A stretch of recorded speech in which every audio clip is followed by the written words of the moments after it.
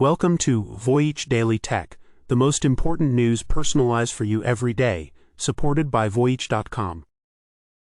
After listening to today's news, you'll know, first, US government becomes Intel's largest shareholder, doubling its $8.9 billion CHIPS Act investment to secure semiconductor supply chains. We'll analyze why the US government acting as a top shareholder is a turning point and how it could affect free market competition in Silicon Valley. Second, $740 million acquisition of SGNL positions CrowdStrike to disrupt the identity market with continuous access security for AI agents. In this episode, we'll break down this massive acquisition and what it signals for the cybersecurity arms race to build all-in-one security platforms. Third, major organizations' reliance on Excel for critical data creates chaos, sparking a corporate war to replace the 40-year-old software. We'll explore how this battle against sanctioned shadow IT could transform corporate data strategies and challenge long-standing employee workflows. Fourth, GM takes a $7.1 billion hit to scale back its EV ambitions, signaling a major retreat that Wall Street is rewarding. So we'll discuss why this massive reversal matters and what it means for the fragile North American EV supply chain and US-Europe policy differences. Fifth, XAI's $20 billion Mississippi data center investment reveals a leapfrog strategy to dominate the AI race with next-gen Nvidia chips. Today, we'll take a closer look at this vertically integrated power and compute strategy and its implications for the escalating AI infrastructure arms race. The US government just made a deal that doubled its money in 4 months, turning an $8.9 billion investment into over $18 billion. The company is Intel, and that deal just made the United States its single largest shareholder. Now, what's crucial to understand is that this isn't just a stock market win. The US government taking a direct 9.9% equity stake in a company like Intel is a massive shift in strategy. It's a model some are calling the portfolio state, where the government holds shares in private companies to influence their direction for national security. Actually, this moves the US closer to how other countries like China operate, but with a twist. Instead of full state ownership, it's direct influence as a major investor, which brings its own set of risks like politicizing corporate decisions. This all comes from CHIPS Act grants, a massive push to bring critical semiconductor manufacturing back to America, but focusing only on the stock price misses the entire point. The real return on investment isn't meant to be measured in dollars, but in national security. The goal is to rebuild our supply chain so we aren't dependent on other countries for the chips that run everything. The plan is projected to more than triple US semiconductor manufacturing capacity by 2032. That's the real prize: resilience and technological independence. The whiplash here is staggering. Just months ago, former President Donald Trump was publicly calling on Intel's CEO, Lip-Bu Tan, to resign. The pressure came after questions were raised about the CEO's ties to China. Through his venture capital firm, Lip-Bu Tan has invested in over 600 Chinese companies. He was even an early investor in SMIC, a company later sanctioned by the US, for its ties to the Chinese military. The CEO of America's chosen semiconductor champion has a deep history of investing in the very country it's supposed to be competing against. Then, a complete 180. After a private meeting, Trump posted on social media about his great meeting with the very successful CEO. The post was a bombshell. He wrote, "The United States government is proud to be a shareholder of Intel and has already made tens of billions of dollars for the American people in just 4 months." He called it a great deal. This stunning reversal happened right before the massive government investment was finalized. It's a dramatic pivot, all while Intel is in a brutal fight for market share against rivals like AMD and Nvidia. The company, which had previously announced layoffs, is now at the center of a national strategy, launching the most advanced PC chips ever manufactured in the US. Now get this, Intel is celebrating its 18A chip process. And while it's a huge step forward for American manufacturing, the political hype might be outpacing the engineering reality. When we place its performance alongside its main rival, TSMC in Taiwan, the numbers tell a more complicated story. TSMC's competing chip process appears to be denser, meaning they can pack more power into a smaller space. So while Intel is absolutely back in the game, this is a photo finish, not a blowout victory. The bottom line is this. After a period of intense political drama and a complete change of tune, a multi-billion-dollar deal was struck. The US, government isn't just a partner to Intel, it's now the biggest owner, sitting on a paper profit of nearly $10 billion in just 120 days. This positions Intel as America's national champion, a strategy that mirrors how South Korea backs Samsung or China backs its own tech giants. Ultimately, this raises huge questions about the future of free market competition if the government gets in the business of picking winners.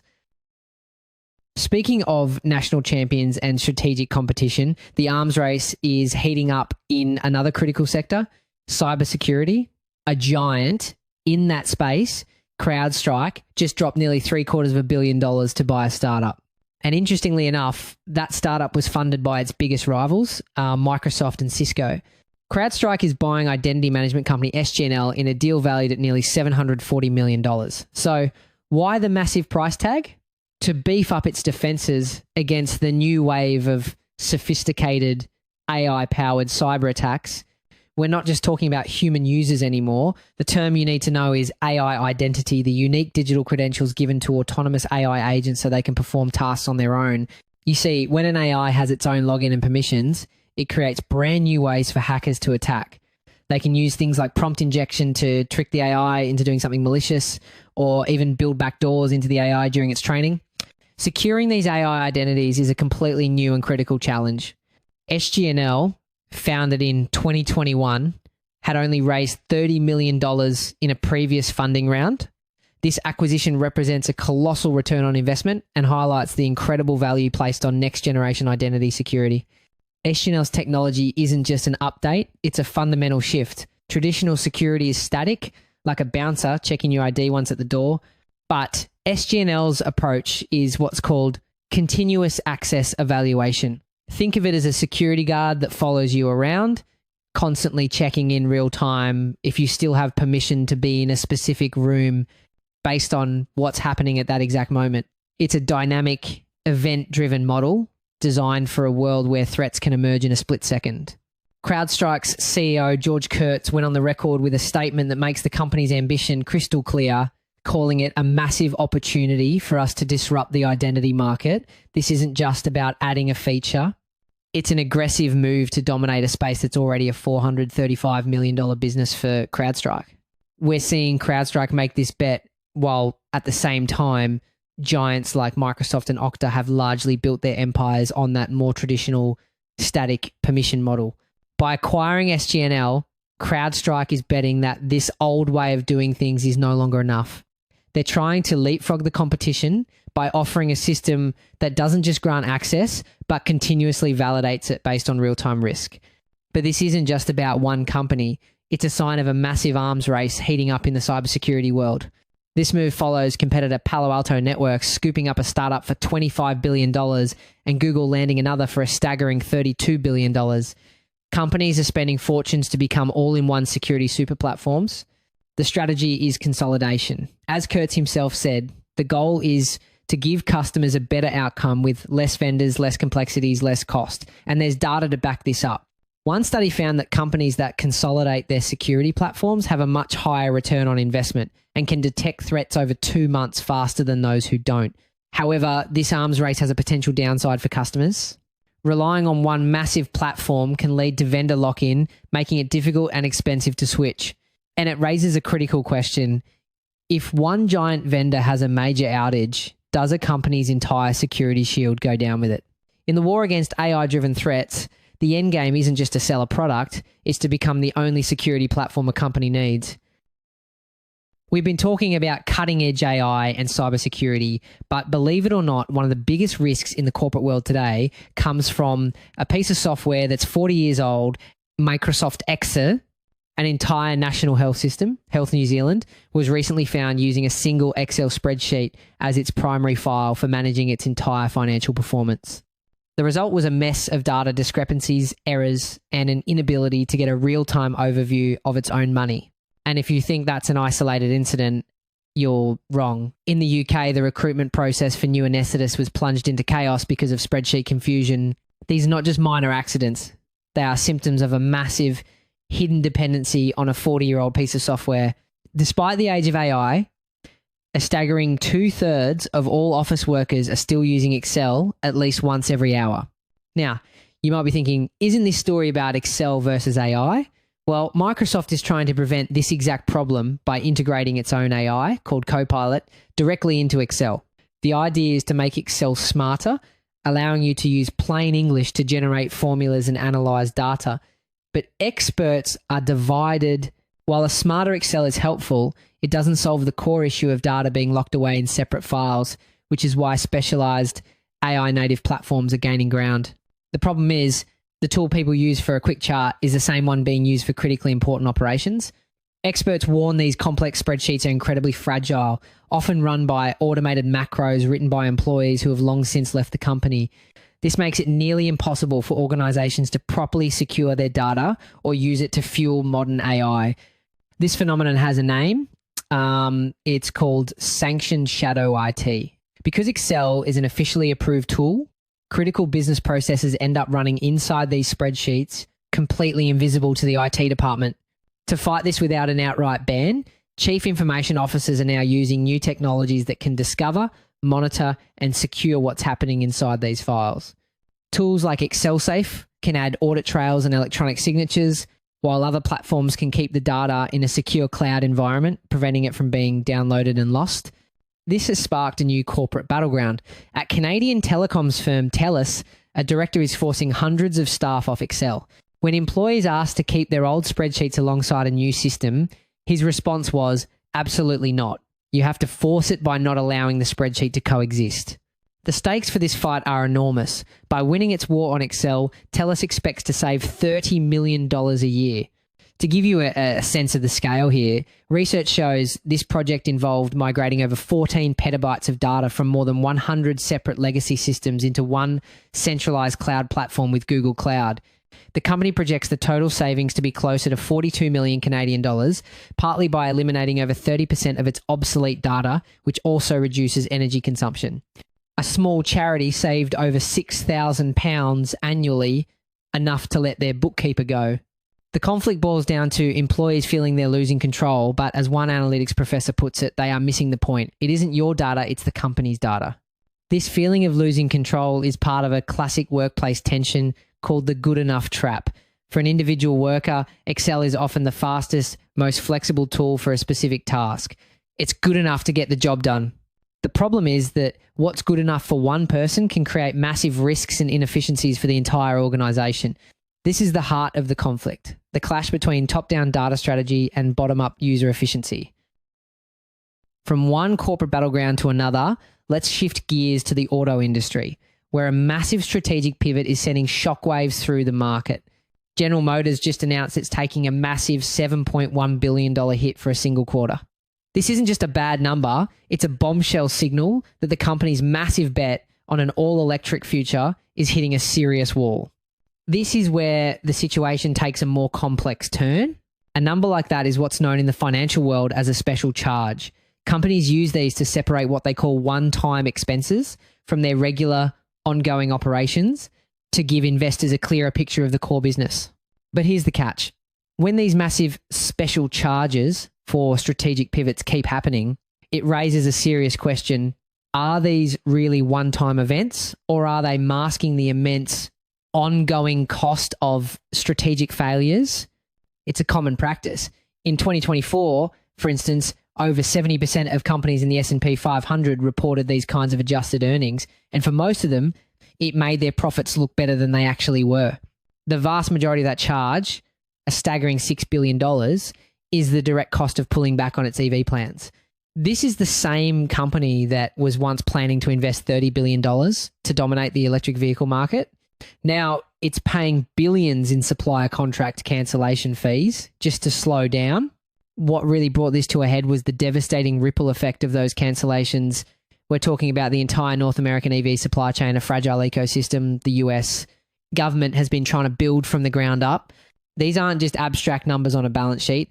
They represent real battery manufacturers and component suppliers who are now facing a crisis. Reduced orders and cancelled contracts could lead to financial distress or even bankruptcy for these smaller companies, potentially crippling the domestic supply chain before it ever gets a chance to mature. But the rabbit hole goes deeper. This isn't just a GM story. Their crosstown rival, Ford Motor, is in the same boat, recently announcing it expects to record an even bigger $19.5 billion charge related to its own EV investment pullback. Two of Detroit's biggest competitors are now retreating from the exact same battlefront, and it's not just a North American problem for GM. That $7.1 billion charge also includes over $1 billion for restructuring its operations in China, a market where it's getting crushed by intense competition from local EV giants like BYD. So what's causing this industry-wide reversal? It boils down to weakening demand, a situation made worse after a $7,500 federal tax credit for EV buyers was ended. So the thing is, it's not just about incentives. A big part of the problem is the technology itself. GM bet heavily on its proprietary Ultium battery platform, but it has faced significant hurdles. Research shows that Ultium's production costs and manufacturing complexity are higher than its competitors. For example, Chinese automaker BYD developed its Blade battery, which is roughly $10 cheaper per kilowatt hour to produce, mainly because it uses less expensive materials. That cost advantage allows BYD to sell more affordable EVs, and it's a huge reason they've become a global leader. This is a classic case of what analysts call policy whiplash. The US market is notoriously unstable for automakers trying to make decade-long investment plans. Regulations and incentives can change dramatically with each new administration. This is in stark contrast to China and Europe, which have provided consistent long-term EV mandates. That stability is why EVs now make up about 35% of new car sales in China and over 20% in Europe, while American automakers are left dealing with this fallout. But perhaps the most surprising part of this story is Wall Street's reaction. You'd expect this news to crush a company's stock. Instead, GM's stock had a banner year, gaining more than 50%. Wall Street isn't punishing GM for this retreat. It appears to be rewarding them for pumping the brakes on the all-electric future. It seems investors believe that pulling back from this high-cost, high-risk EV strategy is actually the smarter financial move. They're rewarding a return to predictable profits over a massive, uncertain bet on an all-electric world that just isn't arriving as quickly as everyone predicted. While traditional giants like GM are hitting the brakes, Elon Musk is flooring the accelerator in a completely different race. His AI startup, XAI, is investing over $20 billion to build a single data center in South Haven, Mississippi. This isn't just an expansion, it's a massive escalation in the artificial intelligence arms race, an ambitious push to compete directly with industry leaders like OpenAI's ChatGPT and Anthropic's Claude. A while back, we broke down how XAI lined up a $20 billion funding round with Nvidia and Cisco, not just as backers, but as suppliers alongside sovereign money like the Qatar Investment Authority in what we called AI diplomacy. Today's announcement is exactly where that capital and those commitments are being converted into steel and silicon. So why Mississippi? This isn't just a random choice. This represents the largest private investment in the state's history, attracted by a massive package of economic incentives. We're talking exemptions from sales tax, corporate income tax, and even significantly reduced local property taxes. It's part of a growing trend of AI industrialization in the American heartland, as tech giants look for locations with lower costs and favorable regulations. We previously analyzed that heartland shift. South Haven now becomes the marquee example. The spending behind this push is astonishing. Reports show XAI has already burned through $7.8 billion in cash in just the first 9 months of the year, as a boom in generative AI fuels unprecedented demand for computing power. Startups in this space are pouring billions into acquiring the pricey, advanced hardware needed to train increasingly sophisticated models. And remember, we talked about the vendor-investor feedback loop that effectively locks XAI into Nvidia's stack. That alignment can matter when every accelerator on the planet is oversubscribed. The financial gamble here is staggering. Research shows XAI is operating with a monthly burn rate of around $1 billion. Projections for 2025 estimate the company will spend $13 billion while only bringing in about $500 million in revenue. This reveals a strategy that isn't just about building a product. It's a high-risk, high-reward bet to build an infrastructure so dominant that profitability can come later. We previously noted how OpenAI has been spreading workloads to de-risk vendor lock-in. XAI is betting that extreme scale plus tight alignment will outweigh that flexibility. But if you zoom out, you'll see another layer of strategy at play. This new Mississippi data center, set to begin operations in February 2026, is not an isolated project. This is a leapfrog strategy. you see that timeline perfectly aligns with the anticipated release of Nvidia's next generation of AI chips, codenamed Rubin. By timing the data center's launch to coincide with the release of these new, more powerful chips, XAI is positioning itself to build its supercomputer with technology that its competitors don't even have yet. And because Nvidia isn't just a supplier here, but also a strategic investor, the timing increases the odds XAI can be early on Rubin-class silicon.